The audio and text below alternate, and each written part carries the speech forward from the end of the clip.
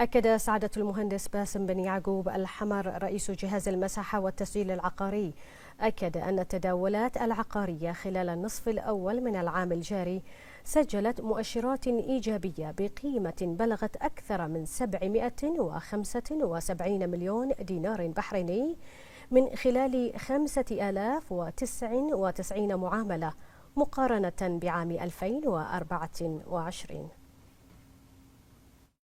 انطلاقا من توفير بيئة استثمارية جاذبة ترسخ مكانة مملكة البحرين كمركز عقاري إقليمي، سجلت التداولات العقارية خلال النصف الأول من العام 2025 مؤشرات إيجابية بقيمة 775 مليون و200 ألف دينار بحريني من خلال 5099 معاملة مقارنة في الفترة ذاتها من عام 2024.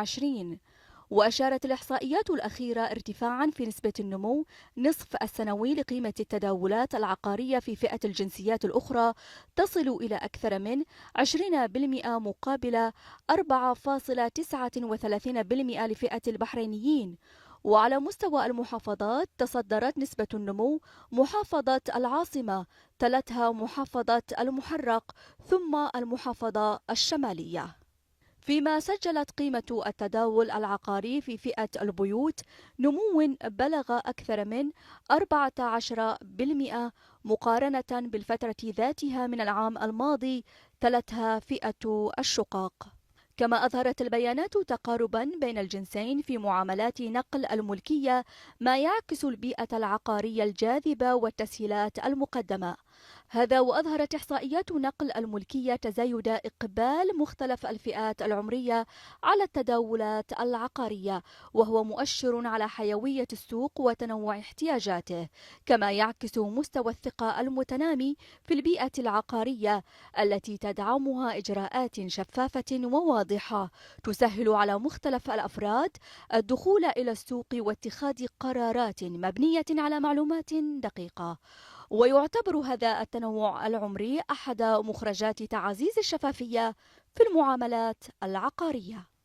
جهاز المساحة والتسجيل العقاري يواصل تنفيذ سلسلة من المبادرات الداعمة للتحول الرقمي وتقديم خدمات ذات جودة وكفاءة عالية من خلال تبسيط الإجراءات وتسريع إنجاز المعاملات وتحسين تجربة العميل، بالإضافة إلى دعم مؤشر الشفافية من خلال نشر تقارير لحظية ودورية للتداولات العقارية على الموقع الإلكتروني، بما يمكن المستثمرين وصناع القرار من اتخاذ قرارات مبنية على بيانات موثوقة. وفي ضوء المؤشرات الإيجابية التي أعلن عنها الجهاز، يسعدنا أن نستضيف معنا في استديو مركز الأخبار السيدة مي الموسى، رئيس إعادة هندسة العمليات بجهاز المساحة والتسجيل العقاري، للحديث أكثر عن أبرز المؤشرات. نرحب بك سيدة مي في استديو مركز الأخبار، وفي البداية نرجو منك أن تعطينا توضيح أوفر عن أبرز المؤشرات التي تم رصدها خلال النصف الأول من العام 2025 مقارنة بما تم رصده في عام 2024. في البداية يسعدني التواجد معاكم اليوم، وتاحت الفرصة لنا للتسليط الضوء على التداولات العقارية والمؤشرات المذكورة في التقرير. مثل ما ذكر التقرير، سجلت التداولات العقارية خلال النصف الأول لسنة 2025 تداولات عقارية بقيمة 775.2 مليون دينار بحريني نفذت خلال 5099 معاملة بيع، مقارنة ب 745.8 مليون دينار بحريني نفذت خلال 5005 معاملة بيع في نفس الفترة من العام الماضي، وهو مؤشر إيجابي يعكس الجاذبية الاستثمارية للسوق العقاري في مملكة البحرين. بالمقابل، تم تسجيل أعلى قيمة بتاريخ 21 أبريل 2025 وبلغت قيمتها 53.6 مليون دينار بحريني. بالنسبة لتداول الجنسيات الأخرى، لاحظنا فيها نمو تصل نسبتها إلى 20.75% مقابل البحرينيين 4.39 4.39 في نفس الفترة من العام الماضي. أما من حيث التوزيع الجغرافي تصدرت محافظة العاصمة بنسبة 32.84 بقيمة تداول عقاري تصل إلى 265.4، تلتها المحرق ثم المحافظة الشمالية. بالمقابل هناك تقارب في نسب معاملات نقل الملكية بما يخص الذكور والإناث، حيث سجل الذكور 58% والإناث 42%.